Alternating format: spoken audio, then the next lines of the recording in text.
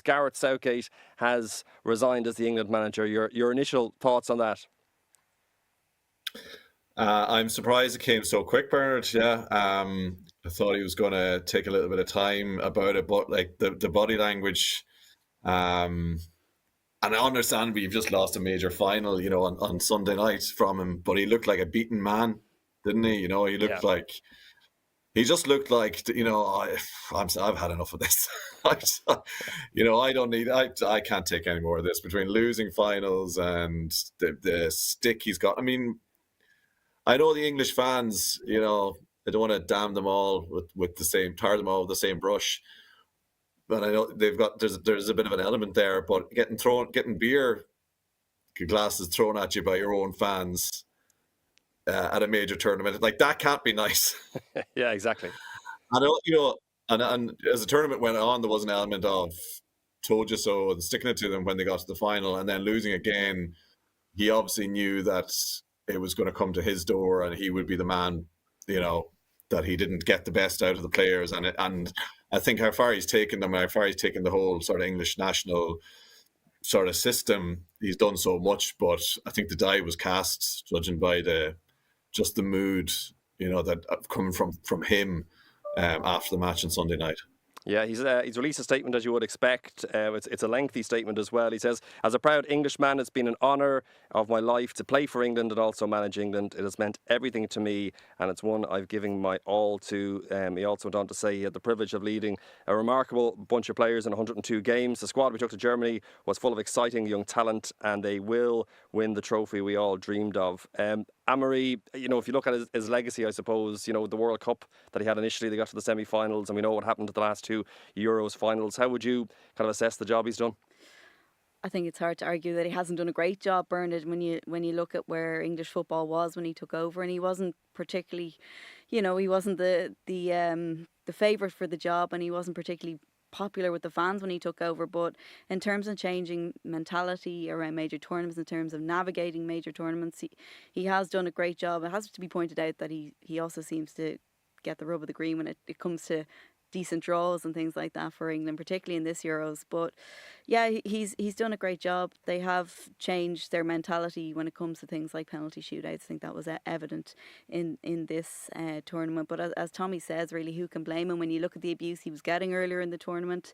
He was visibly emotional the other night, understandably so, but you just felt in his post-match interviews the tone was a little bit different to how it has been previously. So it's not a huge surprise to me, this news. It is a surprise that it's come so soon, but I think he's probably done the FA a big favour in doing that. I know they released a statement thanking him and saying that they aim to have a new manager confirmed as soon as possible. And no doubt they've been working in that regard about that in the background. But it brings us to another interesting discussion that Lee Carsley has been rumoured as a potential interim manager if things do drag on, which we're used to them doing in this country.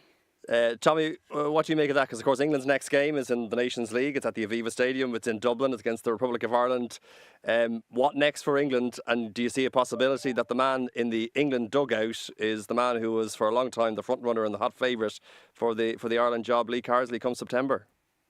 Yeah, that's obviously this interesting little angle on the thing for us from our point of view. Because, I mean, when Stephen Kenny went and for 3 or 4 or 5, I don't know however long part of the process that we just endured, it felt like Carsley was the man. It was going to be Carsley. So we had this whole sort of psychological preparation with ourselves to sort of wonder what Lee Carsley was going to bring to the job. And then that just fell on its arse, and we all know what happened there. To have him in the dugout at the Aviva in September, like that would be one of those bizarre little subplots, lots of interesting lines for, to be asked at press conferences and et cetera, et cetera. But I'd be very surprised. I wouldn't imagine he's a contender for the job in real terms. Maybe he should be, because arguably Southgate, I would have thought maybe they'd like the idea of the manager coming up through their own system of, within the FA.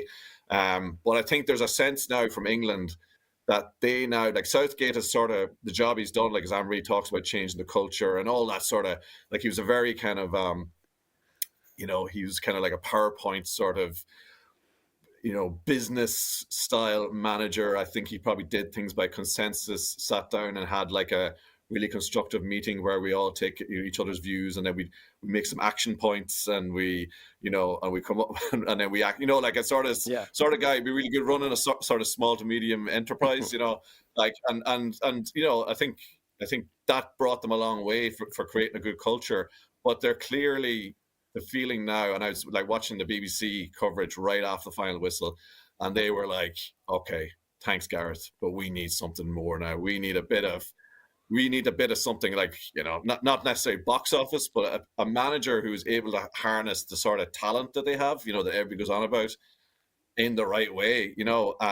Like I was reading, there was a piece that Barney Ronay was writing in The Guardian about this yesterday or this morning.